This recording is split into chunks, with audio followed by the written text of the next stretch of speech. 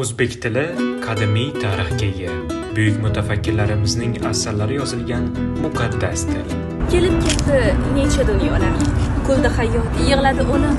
Sen deb qurbon bo'ldi bobolar. Ular ketdi, sen qo'zding tilim.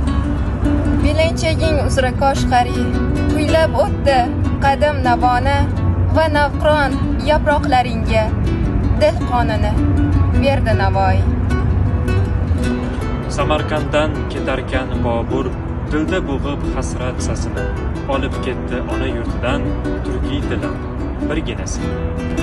Mashrabmas sen osilding dorga, nodiramas sensan so'yilgan, hoziqningmas sening ey tilim, boshing ayru, ko'zing o'yilgan. Ammo dushman o'ldirgan botir, tirilgandek yana qasosga mangu borsan va mangu qodir to'ldirmoqqa yerni ovozga. Vatan uchun baxsh etib jonni, kechib olov kirib daryoga, farzandlaring to'kkan har qonni, shimirding sen o'xshab giyohga.